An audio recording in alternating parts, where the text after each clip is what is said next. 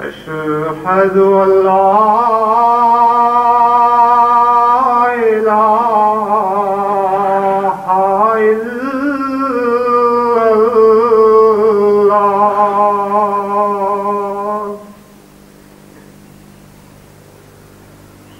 أشهد أن لا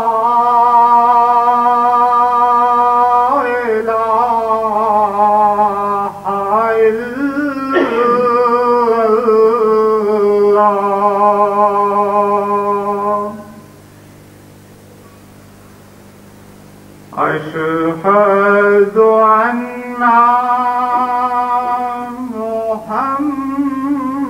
محمدًا رسول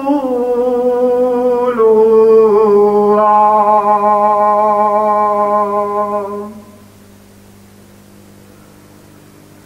أشهد أن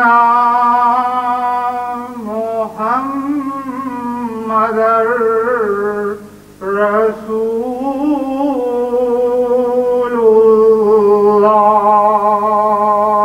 الله حي على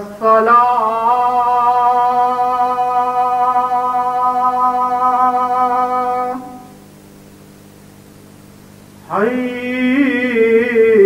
حي على الصلاة حي على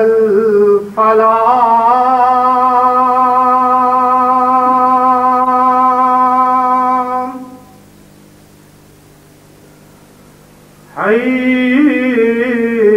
حي على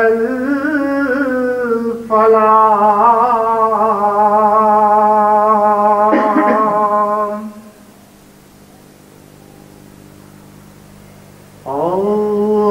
الله أكبر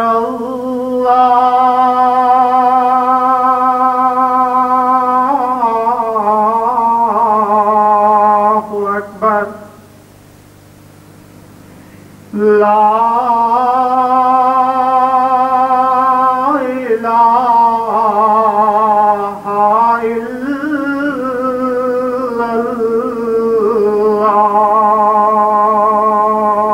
الله أشهد أن لا إله إلا الله وحده لا شريك له وأشهد أن محمدًا عبده ورسوله أما بعد فأعوذ بالله من الشيطان الرجيم بسم الله الرحمن الرحيم الحمد لله رب العالمين الرحمن الرحيم مالك يوم الدين إياك نعبد وإياك نستعين اهدنا الصراط المستقيم صراط الذين أنعمت عليهم غير المغضوب عليهم ولا الضالين يا أيها الذين آمنوا اتقوا الله حق تقاته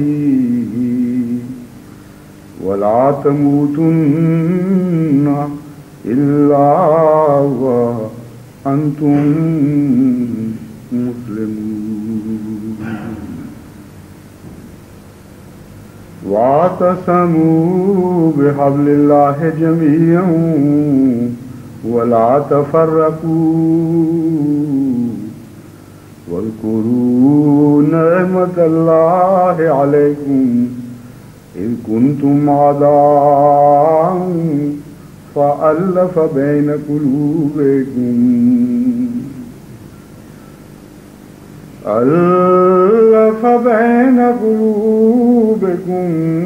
فأصبحتم بنعمته إخوانا وكنتم على شفا حفرة من النار فأنقذكم منها كذلك يبين الله لكم آياته لعلكم تهتدون ولتكن منكم أمة يدعون إلى الخير ويأمرون بالمعروف وينهون عن المنكر وأولئك هم المفلحون ولا تكونوا كالذين تفرقوا واختلفوا من بعد ما جاءهم البينات وأولئك لهم عذاب عظيم يوم تبيض وجوه وتسود وجوه فأما الذين اسودت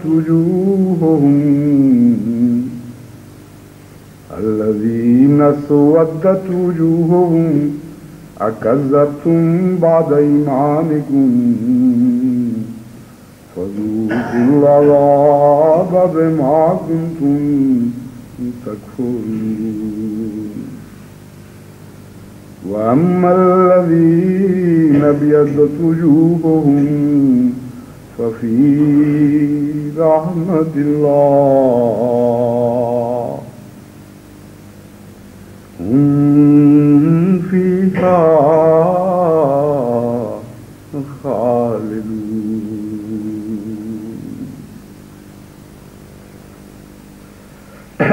قرآن کریم کی جو آیات میں نے آپ کے سامنے تلاوت کی ہیں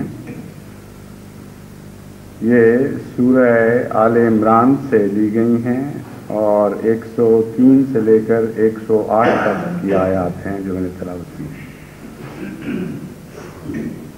اللہ تعالیٰ فرماتا ہے کہ اے لوگو جو ایمان لائے ہو اللہ کا تقوی اس طرح کرو کہ تقوی کا حق ادا ہو جائے، حق تقاتہ ولا تموتن الا وانتم مسلمون. اور حق کیسے ادا ہوگا؟ لا تموتن الا وانتم مسلمون، تمہیں جان نہیں دینی، مرنا نہیں جب تک تم یہ یقین نہ کر لو کہ تم پوری طرح مسلمان ہو چکے ہو. ہرگز ایسی حالت میں جان نہیں دینی کہ تم مسلمان نہ ہو. وَاعْتَصِمُوا بِحَبْلِ اللَّهِ جَمِيعًا وَلَا تَفَرَّقُوا. یہ ایک بہت ہی بڑا مشکل کا مقام ہے اور تقوی کا حق ادا کرنا جیسا کہ قرآن کریم سے ظاہر ہوا ہے ایک ایسا فرض ہے جو زندگی کے ہر لمحے ساتھ رہتا ہے اور ایک لمحہ بھی اس سے جدا نہیں ہوتا،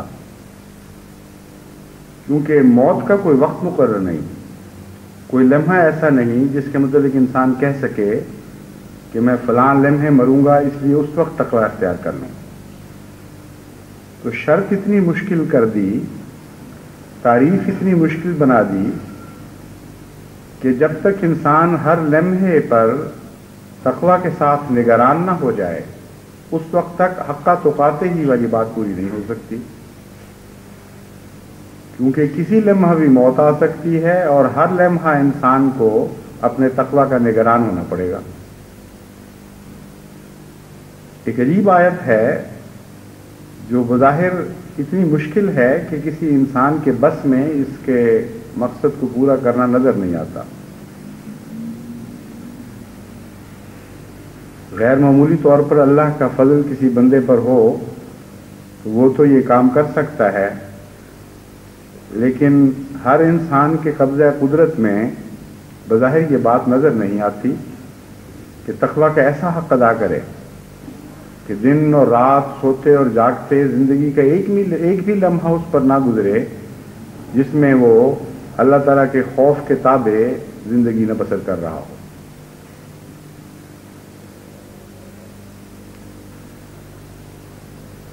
لیکن جوں جوں ہم آگے بڑھتے ہیں اللہ تعالیٰ اس مضمون کو آسان بھی کرتا چلا جاتا ہے اور ایسے طریق بتاتا چلا جاتا ہے جن کو اخذ کرنے کے نتیجے میں کمزور حصہ بھی ایک حد تک اپنی ذمہ داری کو ادا کر سکتا ہے۔ چنانچہ اس سے اگلی آیت میں ایک اور تقوی کا معیار پیش فرمایا گیا، وَاعْتَصِمُوا بِحَبْلِ اللَّهِ جَمِيعًا وَلَا تَفَرَّقُوا۔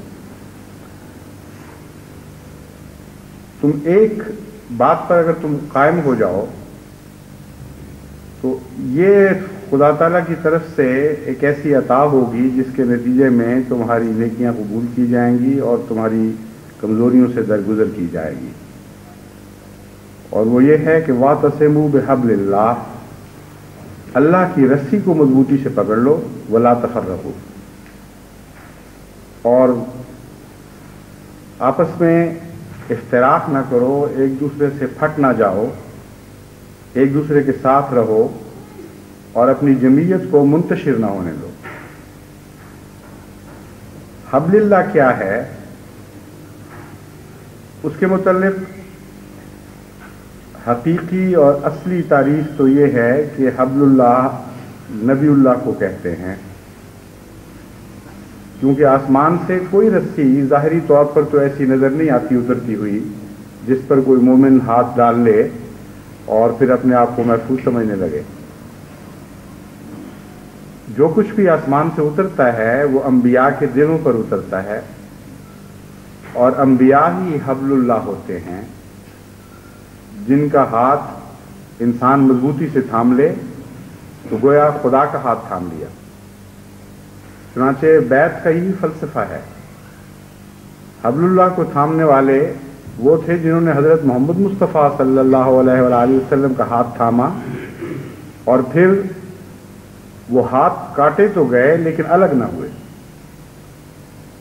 ایسا جڑے اس ہاتھ سے کہ پھر دنیا کی طاقت نہیں تھی کہ ان ہاتھوں کو محمد مصطفیٰ صلی اللہ علیہ وآلہ وسلم کے ہاتھ سے الگ کر دیں۔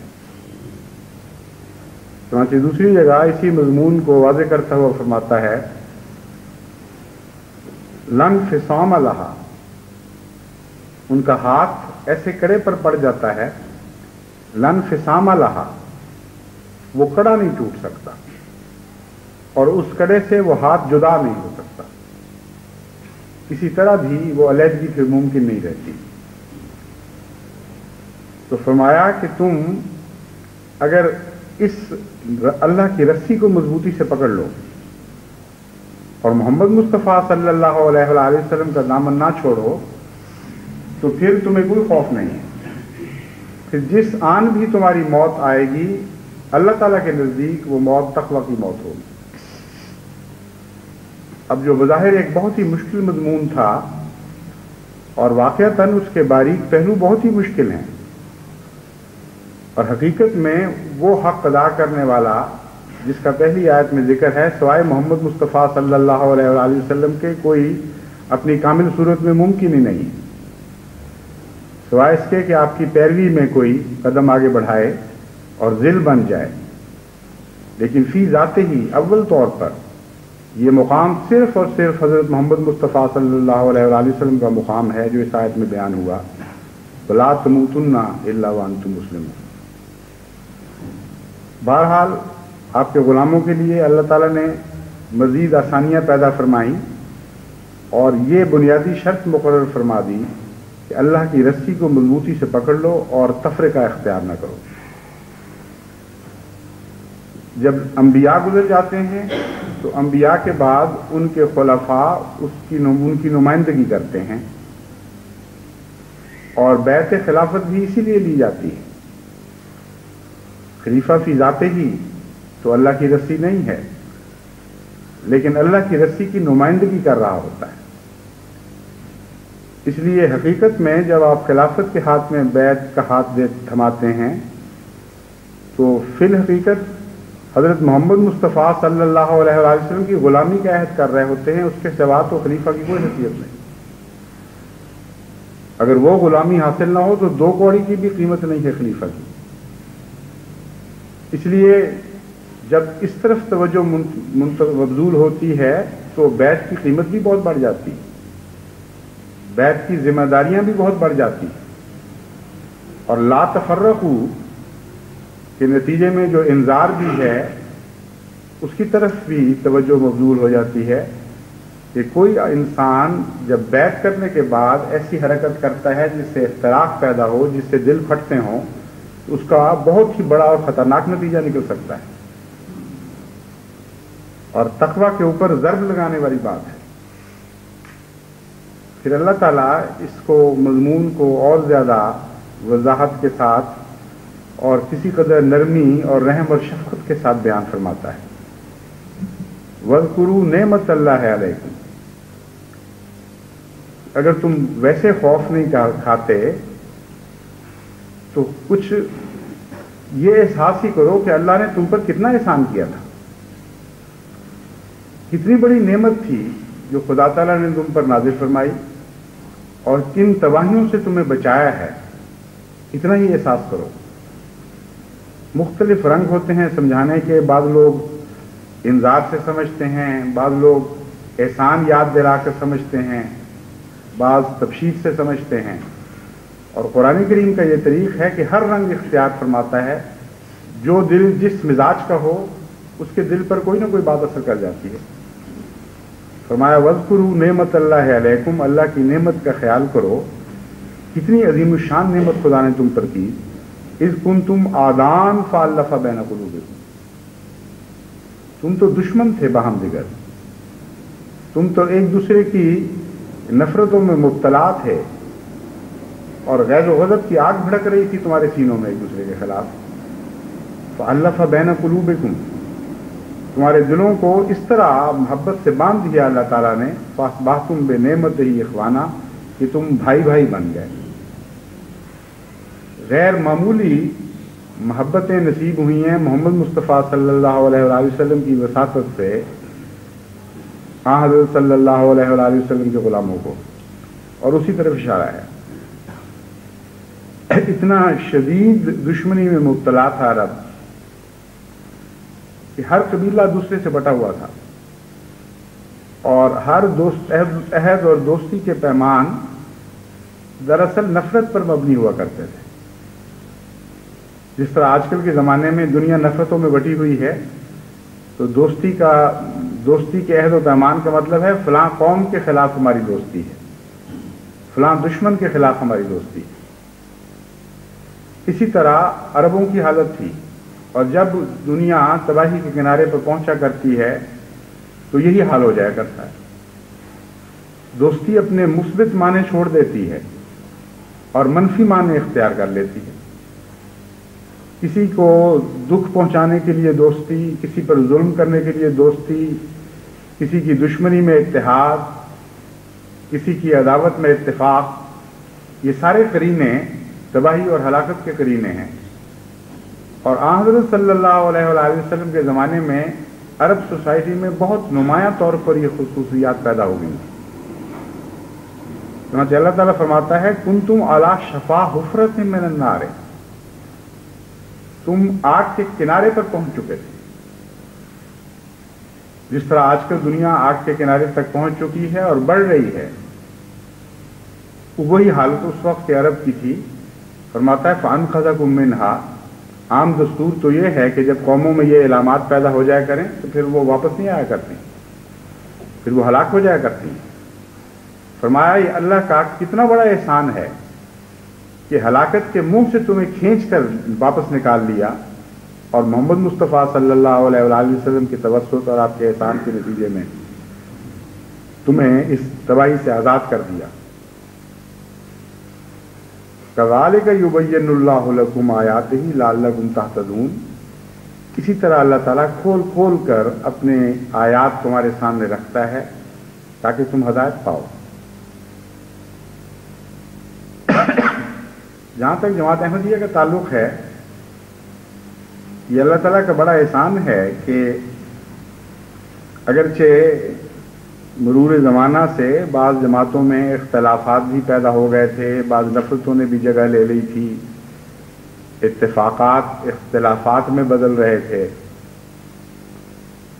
اس کے باوجود یہ جو دشمنی کا دور آیا ہے اور خاص طور پر حکومت کی طرف سے جو معاندانہ رویہ اختیار کیا گیا، اس کے نتیجے میں اللہ تعالیٰ نے ایک دفعہ پھر جماعت پر یہ فضل فرمایا، اور یہ بھی ایک بہت ہی عظیم الشان فضل ہے جسے جماعت کو کبھی بھلانا نہیں چاہیے،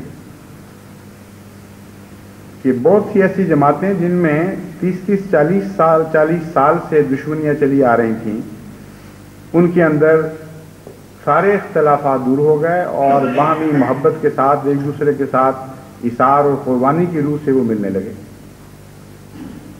چنانچہ کثرت کے ساتھ ایسی رپورٹیں مجھے موصول ہوتی رہی ہیں اور اب بھی ہو رہی ہیں کہ جن جن جماعتوں کے متعلق اختلافات کا پتہ چلا وہاں مرکزی نمائندے پہنچے اور ان کو بتایا کہ دیکھو یہ دن کون سے ہیں، اور اللہ تعالیٰ نے اپنی نعمت کے ساتھ تمہیں لڑنے والوں، افتراق پیدا کرنے والوں، دشمنی کرنے والوں سے نکالا اور ایک ہاتھ پر اکٹھا کیا تھا۔ اب تم اس حالت میں دوبارہ واپس لوٹ رہے ہو، جبکہ غیر بھی تمہارے دشمن ہو چکے ہوں۔ اگر خدا کو بھی تم نے اپنا نہ بنایا تو تمہارا کیا رہے گا؟ چنانچہ یہ سادہ نصیحت کے کلمات جب جماعت کے کانوں تک پہنچے تو جو رد عمل دکھایا ہے وہ حیرت انگیز ہے، اور بعض معاف کرنے والوں کی چٹھیاں بھی مجھے آئی ہیں اور بعض معافی مانگنے والوں کی چٹھیاں بھی آئی ہیں، اور جو کیفیات انہوں نے لکھی ہیں وہ ناقابل بیان ہیں۔ کہتے ہیں وہ آپ تصور نہیں کر سکتے کہ کیسی لذتیں ہمیں عطا ہوئی ہیں اللہ کی طرف سے دشمنیاں بھلانے کے نتیجے میں اور معافیاں دینے کے نتیجے میں۔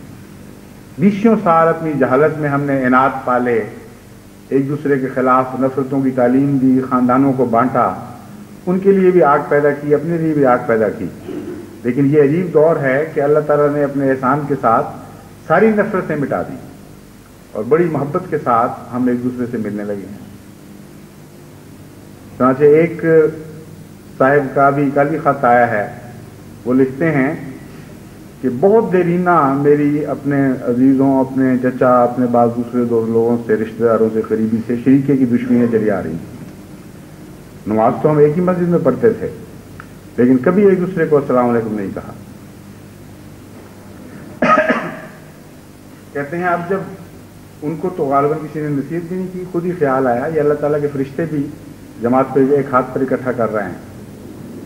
ان کو ایک دن خیال آیا کہ یہ تو بڑا ظلم ہے کہ دشمن بھی ہمیں مار رہا ہو اور ہم بھی ایک دوسرے سے نفرت کا شکار ہوں، یہ تو نہیں ہوگا، چاہے مجھے جھکنا پڑے، چاہے مجھے اپنا حق چھوڑنا پڑے، میں نے معافی میں پہلا ہاتھ بڑھانا ہے۔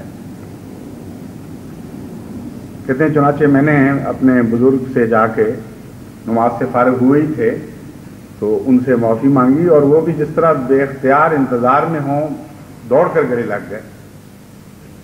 کہتے ہیں جو ہماری آنکھوں کا حال تھا، جو ہمارے دل کی کیفیت تھی، کوئی دنیا میں اس کا تصور نہیں کر سکتا۔ ایسی روحانی لذت تھی کہ خدا کے فضل کے سوا کسی کو نصیب نہیں ہو سکتی۔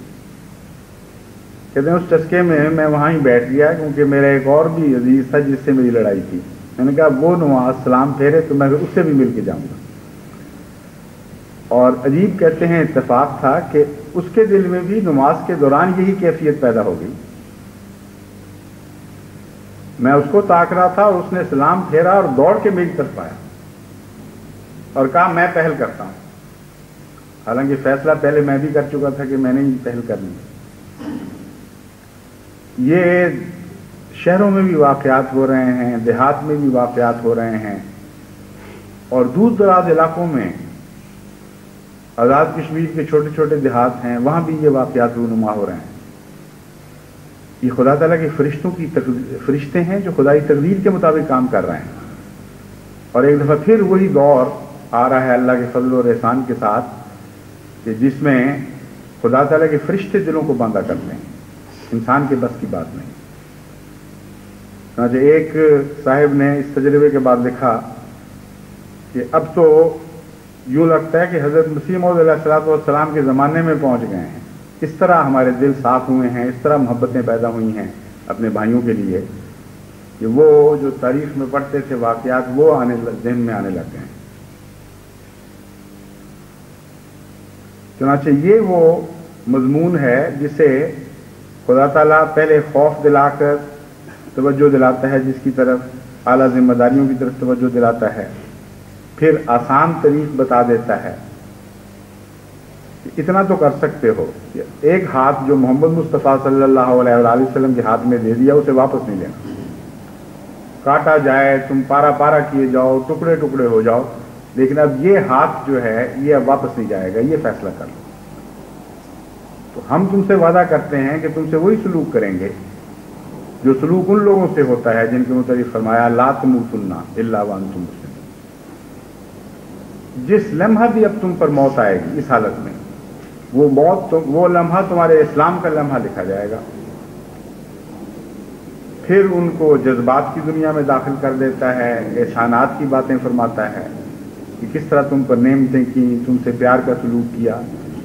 کیا تم ایسے ہو جاؤ گے ناشکرے کہ اب یہ نعمتیں پانے کے بعد پھر ان حالتوں میں واپس لوٹ جاؤ گے؟ اس کے بعد فرمایا کہ جو نعمتیں تم نے پا لی ہیں ان کو اپنے تک محدود نہ رکھو، ان کو آگے پھیلاؤ. اور یہ جو حکم آتا ہے اب اس میں صرف مسلمانوں کی جماعت مراد نہیں ہے، بلکہ غیر مسلم سوسائٹی تک بھی ان نعمتوں کو پھیلانے کی کوشش کرو. یہ ہے اللہ تعالیٰ کا احسان، اور یہ ہے قرآن کریم کی حیرت انگیز تعلیم کہ جو نعمت اتارتا ہے اسے عام کرتا چلا جاتا ہے. مسلمان سوسائٹی کو پہلے اس بات کا اہل بناتا ہے کہ وہ اس نعمت کو خود قبول فرما کر لے، اور خود قبول کرنے کے بعد فرماتا ہے کہ تم نے اس پر بیٹھ نہیں رہنا. تمہاری منزل صرف یہ نہیں ہے کہ تم ایسے ہو جاؤ، اپنے ماحول کو بھی ایسا بناؤ. فرمایا وَلْتَكُن مِّنكُمْ أُمَّةٌ يَدْعُونَ إِلَى الْخَيْرِ وَيَأْمُرُونَ بِالْمَعْرُوفِ وَيَنْهَوْنَ عَنِ الْمُنكَرِ أُولَٰئِكَ هُمُ الْمُفْلِحُونَ. کہ اے محمد مصطفیٰ صلی اللہ علیہ وآلہ وسلم کے غلاموں، تم نے اس نعمت کو خوب پا لیا، اب اس نعمت کو پھیلانے کی کوشش کرو اپنے گرد و پیش، اپنے ماحول میں. یہی محبتوں کی نہریں جاری کر دو، کیونکہ اسی کا نام جنت ہے. تم میں ایک امت اس بات پر وقف ہو جائے کہ لوگوں کو بھلائی کی طرف بلائے، امر بالمعروف کرے اور نہی عن المنکر کرے. وَأُولَٰئِكَ هُمُ الْمُفْلِحُونَ. یہی وہ لوگ ہیں جو بالآخر نجات پائیں گے اور فلاح پائیں گے. چنانچہ پاکستان کے احمدیوں کے اوپر یہ بھی ذمہ داری عائد ہوتی ہے کہ جب خدا تعالیٰ نے ان پر اپنی نعمت نازل فرمائی، ان کے دل ملا دیے، تو اس بات پر خوش نہ ہو نعوذ باللہ من ذالک کہ غیر آپس میں لڑ رہے ہیں. جو ان کا مقدر ہے وہ ان کے ساتھ ہے، مگر تمہارا مقدر ان کی وجہ سے نہیں بدلنا چاہیے. تمہارا مقدر بہرحال یہی رہے گا کہ تم غیروں کو بھی نیکی کی طرف بلاؤ اور ان کے دکھوں پر خوش ہونے کی بجائے ان کے دکھ دور کرنے کی کوشش کرو، کیونکہ فلاح کی یہی راہ ہے جو قرآن کریم سے ہمیں معلوم ہوئی. اور اس وقت جو پاکستان کا معاشرہ مناقشتوں میں بٹ گیا ہے، بے انتہا دکھ دیے جا رہے ہیں ایک دوسرے کو، خدا کے نام پر مساجد میں نہایت گندی مغلظات ایک دوسرے کے فرقے کے خلاف بولی جا رہی ہیں، اور کھلم کھلا تعلیم دی جا رہی ہے مساجد سے کہ فلاں فرقے کے گھر جلاؤ تو تم جنت میں جاؤ گے، فلاں فرقے کے مال لوٹو تو تم جنت میں جاؤ گے، فلاں فرقے کے بزرگوں کی توہین کرو تو تم جنت میں جاؤ گے، فلاں فرقے کے معززین کو گندی گالیاں دو تو تم جنت میں جاؤ گے۔ عجیب عجیب نسخے بانٹے جا رہے ہیں جنت کے۔ تو اس بات پہ خوش ہونے کا کوئی مقام نہیں کہ یہی چیزیں پہلے تمہارے خلاف ہو رہی تھیں، بلکہ قرآن تمہیں یہ حکم دیتا ہے کہ تمہیں جس طرح ہم نے اپنے فضل سے بچایا اور محمد مصطفیٰ صلی اللہ علیہ وآلہ وسلم کے صدقے تم پر نعمتیں نازل فرمائیں، اب یہ نعمتیں تم غیروں میں بھی بانٹو اور ان کی سوسائٹی کی بھی اصلاح کی کوشش کرو۔ بس تمام پاکستان کی جماعتوں پر یہ فرض ہے، قرآن کریم کی طرف سے عائد کردہ ہے، کوئی میرا حکم نہیں ہے، کہ وہ تمام پاکستان کی سوسائٹی میں بھی اصلاح کی کوشش کریں، اصلاح معاشرہ کے لیے جہاں تک ممکن ہے جدوجہد کریں اور لڑنے والوں کو سمجھائیں کہ دیکھو خدا کے نام پر نفرتیں نہیں پھیلایا کرتے، خدا کے نام پر تو محبتیں پھیلا کرتی۔ یہ عجیب دن چڑھا رہے ہو تم کہ سورج کے نام پر تاریکیاں اتارنے لگے ہو، محمد مصطفیٰ صلی اللہ علیہ وآلہ وسلم کی محبت میں عورتوں کو بیوائیں کے بنا رہے ہو، بچوں کو یتیم کر رہے ہو، گھروں کو جلا رہے ہو، زندہ جلا دیے ہیں بعض لوگ گھروں میں، اور مساجد کو ویران کر رہے ہو اور مساجد کو منظم کر رہے ہو، پھر آگے لگا رہے ہو تیل چھڑک چھڑک کے۔ کس کی طرف سے تم آئے تھے؟ کس کی طرف سے پیغام دینے لگے ہو؟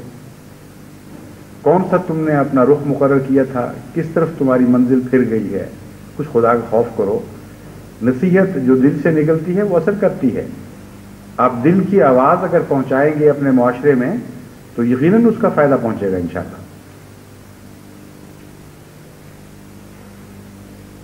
فرمایا وَلَا تَكُونُوا كَالَّذِينَ تَفَرَّقُوا وَاخْتَلَفُوا مِن بَعْدِ مَا جَاءَهُمُ الْبَيِّنَاتُ، کہ تم نصیحت بھی کرو اور پھر نصیحت پکڑو بھی ان سے، کیونکہ جب تم نصیحت کرو گے تو تم زیادہ اس بات کے اہل ہوگے کہ ان سے نصیحت حاصل کر سکو اور تمہاری اندرونی جمعیت کو مزید تقویت ملے گی۔ کیسے عظیم الشان فطرت کے باریک راز ہیں جو اللہ تعالیٰ ہمیں بتاتا چلا جاتا ہے۔ عجیب کلام ہے یہ، تو ایسا کلام ہے کہ پڑھتے پڑھتے عاشق ہوئے بغیر رہ نہیں سکتا کوئی انسان۔ فرماتا ہے ہم جو تمہیں کہتے ہیں دوسروں پر احسان کرو، تو دراصل یہ تمہارا اپنے اوپر احسان ہوگا۔ یہ نہ سمجھو کہ تم محسن بن جاؤ گے، خدا کی تقدیر ایسی ہے کہ نیکی کرنے والے کو اسی وقت تازہ تازہ جزا بھی ساتھ ملنی شروع ہو جاتی ہے۔ کسی نیکی میں خدا ادھار نہیں کرتا۔ فرمایا پھر تم جب نصیحت کرو گے تو تمہیں خیال آئے گا کہ افسوس یہ لوگ کہاں سے آئے تھے، کہاں چلے گئے، ان کا کیا حال ہوا، اور تم اسے نصیحت پکڑو گے اور تمہارے دل تقویت پائیں گے اور یہ فیصلے کرو گے لا تکونوا کالذین تفرقوا، ان لوگوں کی طرح ہم نے نہیں ہونا جنہوں نے تفرقہ اختیار کر لیا، واختلفوا، اور آپس میں اختلاف کر گئے، من بعد ما جاءہم البینات، بعد اس کے کہ خدا کی طرف سے کھلے کھلے نشانات ان پر نازل ہوئے تھے، وَأُولَٰئِكَ لَهُمْ عَذَابٌ عَظِيمٌ، اور ان لوگوں پر عذاب عظیم آنے والا ہے، اس لیے ان کو بچاؤ بھی اور ان حالتوں سے بچنے کی بھی مزید کوشش کرو۔ فرماتا ہے یہ تو ہوگا، لیکن بعض لوگوں کے مقدر میں بعض چیزیں لکھی جاتی ہیں، تم کوشش کرو گے اس کی جزا پالو گے، لیکن جن کے مقدر میں فلاح نہیں ہے، جن کے مقدر میں ہدایت نہیں ہے، انہوں نے اپنے راستے پر چلتے رہنا ہے۔ اس لیے ہم تمہیں اس دن کی طرف توجہ دلاتے ہیں، یوم تبیض وجوہ وتسود وجوہ، ایک فیصلے کا ایسا دن آنے والا ہے جبکہ بعض چہرے سفید ہو جائیں گے، روشن ہو جائیں گے، وتسود وجوہ، اور بعض چہرے سیاہ پڑ جائیں گے۔ فَأَمَّا الَّذِينَ اسْوَدَّتْ وُجُوهُهُمْ أَكَفَرْتُمْ بَعْدَ إِيمَانِكُمْ، جو لوگ سیاہ چہرے والے ہوں گے، جن کے چہرے سیاہ پڑ چکے ہوں گے، ان سے خدا تعالیٰ سوال کرتا ہے کیوں جی تم وہی لوگ ہو نا جنہوں نے اپنا ایمان لانے کے بعد پھر انکار کر دیا تھا۔ ایک دفعہ ایمان تمہیں نصیب ہوا، پھر تم کافر ہو گئے۔ اب ظاہر بات یہ ہے کہ یہ جو مضمون شروع ہو گیا ہے یہ حضرت محمد مصطفیٰ صلی اللہ علیہ وآلہ وسلم کے زمانے سے اب تعلق نہیں رکھتا. وہاں تو نعمتیں نازل ہوئیں اور پھر اکٹھے ہوئے، اور اس کے بعد حضرت صلی اللہ علیہ وآلہ وسلم کی نعمت سے اسلام کے پھیلنے کا ایک دور شروع ہوا. یہ بعد کی صدیوں کی قصے ہیں جو اب شروع ہوئے ہیں. فرماتا ہے تم وہ لوگ ہو جو ایک دفعہ حضور صلی اللہ علیہ وآلہ وسلم پر ایمان لے آئے تھے اور پھر منکر ہوئے، پھر تم نے محمد مصطفیٰ صلی اللہ علیہ وآلہ وسلم سے بے وفائی کی ہے. اس کا جرم یہ ہے کہ تمہارے چہرے سیاہ کر دیے گئے ہیں. فذوقوا العذاب بما کنتم تکفرون، بس اس عذاب کو چکھو جس کا تم انکار کرنے لگے تھے. یہاں مضمون اور بھی زیادہ کھل گیا ہے.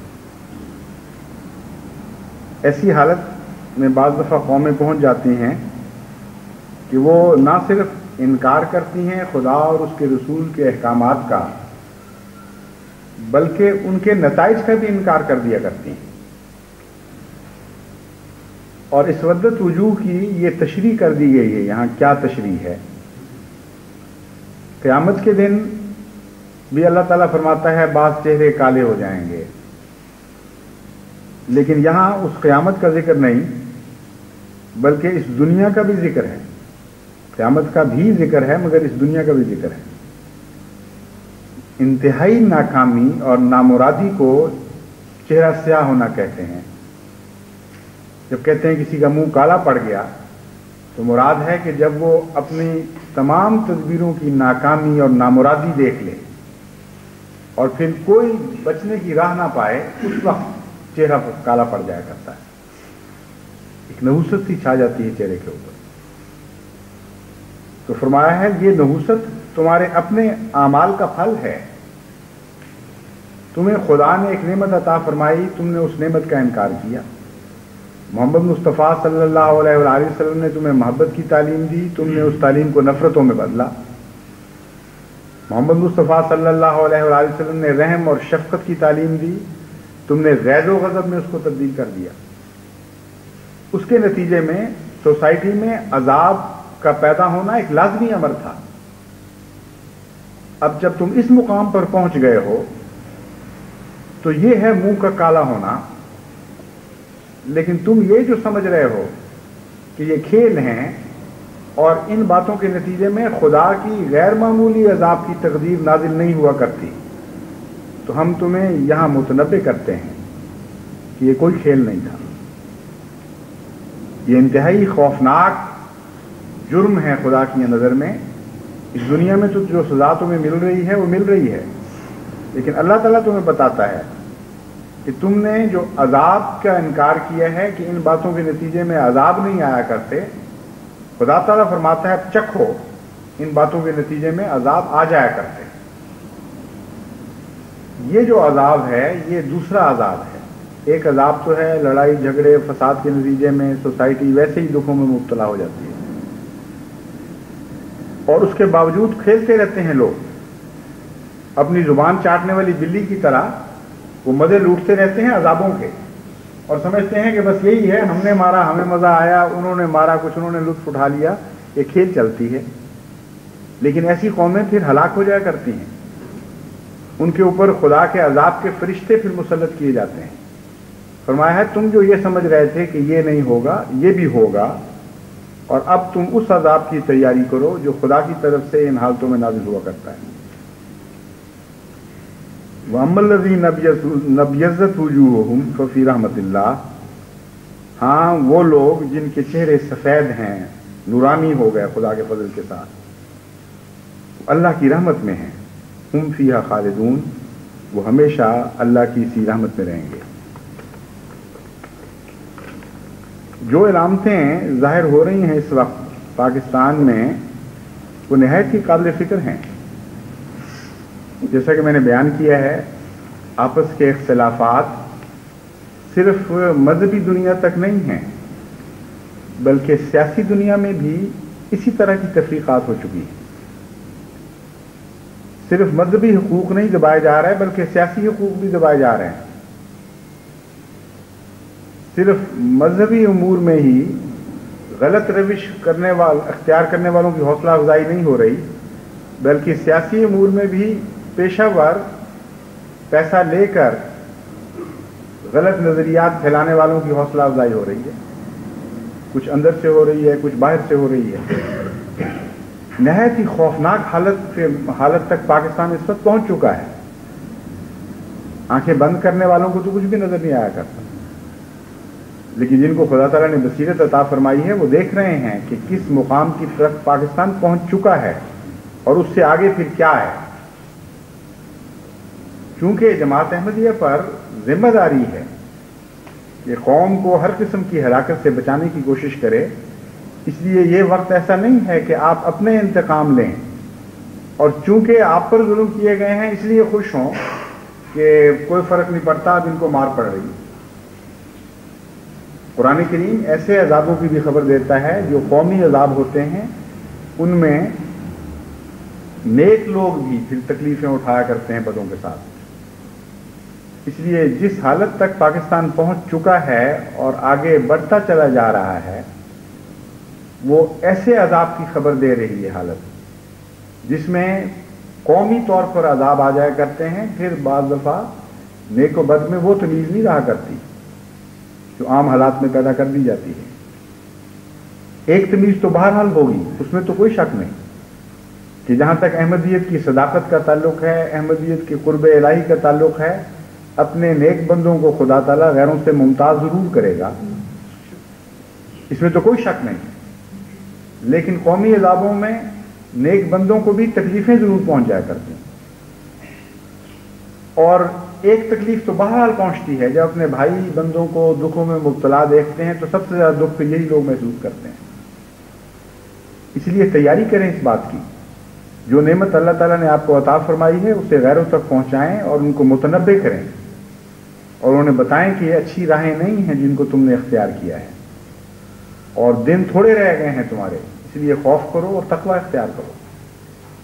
لیکن افسوس کہ جو اطلاعیں وہاں سے مل رہی ہیں وہ ایسی اطلاعیں نہیں ہیں جن پر انسان اطمینان حاصل کر سکے۔ واپسی کی بجائے بعض معاملات میں مزید آگے بڑھ رہے ہیں۔ چنانچہ آج ہی اطلاع ملی ہے ٹیلی فون پر کہ گجرانوالے کی ہماری مسجد پر سے مولویوں نے خود اوپر چڑھ کر کلمہ مٹایا، کالی سیاہیاں پھیر کے، اور اس کی تصویریں بھی پہنچی ہوئی ہیں میرے پاس، چند دن پہلے کی بات ہے۔ کوئی خدا کا خوف نہیں کیا، کوئی حیا نہیں کی کہ ہم کن لوگوں میں شمار کیے جائیں گے۔ کلمہ مٹانے والوں کے اوپر جب اس حالت میں موت آئے تو ان کے متعلق کون کہہ سکتا ہے کہ لا تموتن الا وانتم مسلمون کا حق تم نے ادا کر دیا۔ بہرحال ان کو جو جس تاریکی میں وہ بس رہے تھے اس کا انہوں نے حق ادا کیا، اور اس گواہی کو اپنے ہاتھ سے مٹایا کالا رنگ پھیر کر کہ ہم گواہی دیتے ہیں کہ اللہ ایک ہے اور اس کے سوا کوئی معبود نہیں، ہم گواہی دیتے ہیں کہ محمد مصطفیٰ صلی اللہ علیہ وآلہ وسلم اس کے بندے اور اس کے رسول ہیں۔ احمدیوں نے دوبارہ نسبتاً اونچی جگہ پہ وہی کلمہ مسجد میں لکھ دیا، اور انہوں نے کرنا ہی تھا اور یہی کریں گے۔ کوئی نہیں ہے دنیا میں ایسی طاقت جو احمدیوں کو کلمہ پڑھنے سے یا کلمہ لکھنے سے روک سکے۔ جو سزائیں تمہارے پٹاری میں موجود ہیں بے شک نکالتے چلے جاؤ۔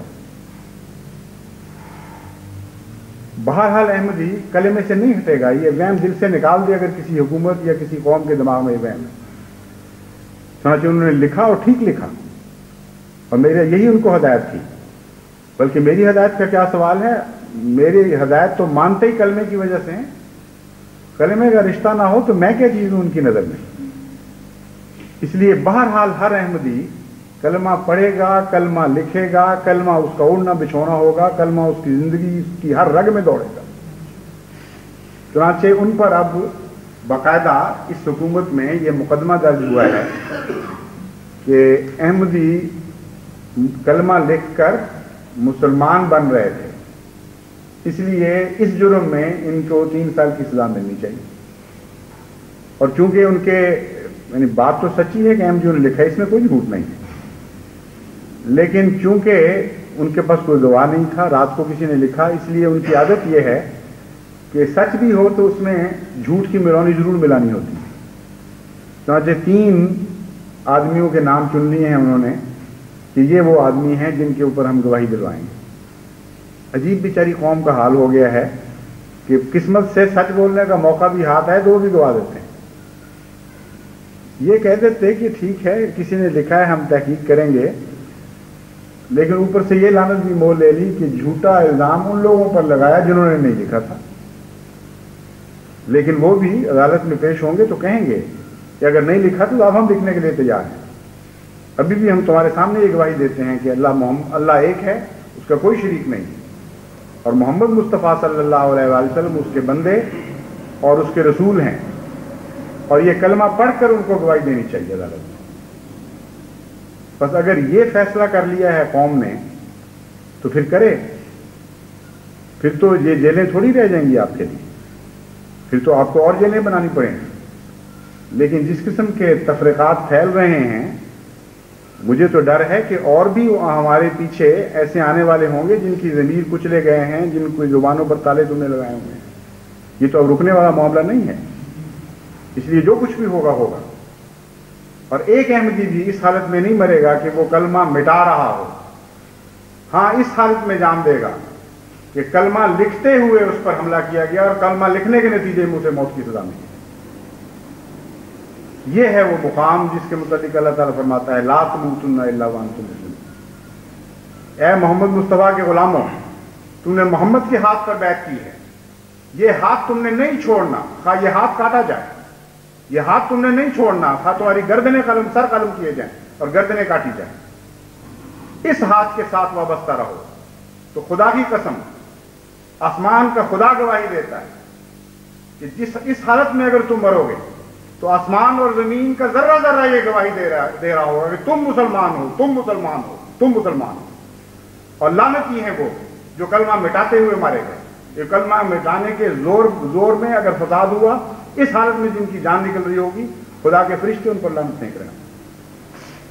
بس عجیب قوم ہے یہ، عجیب حکومت ہے کہ وہ لعنتیں اپنے ذمے سے ہیر رہے ہیں جو حضرت محمد مصطفیٰ صلی اللہ علیہ وآلہ وسلم کے زمانے میں کفار مکہ کے مقدر میں لکھی گئی۔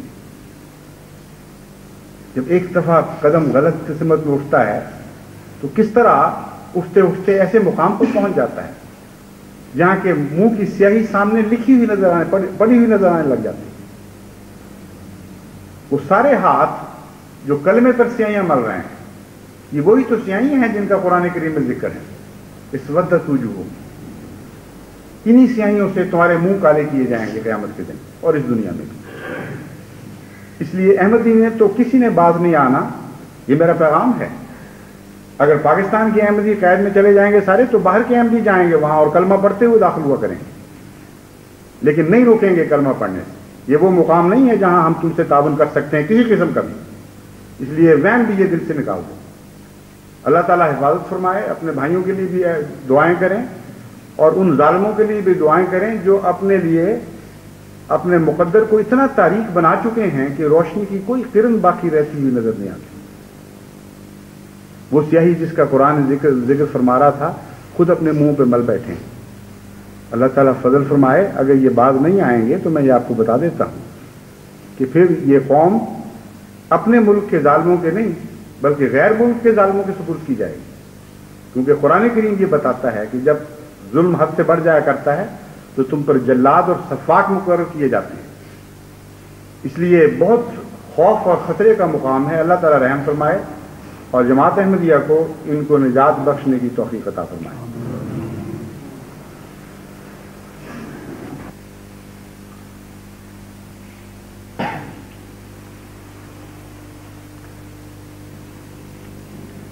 الحمدللہ نحمدہ ونستعینہ ونستغفرہ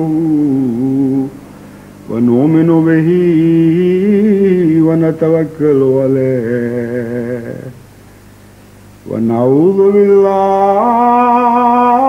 من شرور انفسنا ومن سیئات اعمالنا من يهده الله فلا مضل له ومن يضلله فلا هادي له ونشهد أن لا إله إلا الله وحده لا شريك له ونشهد أن محمدا عبده ورسوله عباد الله رحمكم الله إن الله يأمر بالعدل والإحسان وإيتاء ذي القربى وينهى عن الفحشاء والمنكر والبغي يعظكم لعلكم تذكرون اذكروا الله يذكركم وادعوه يستجب لكم ولذكر الله أكبر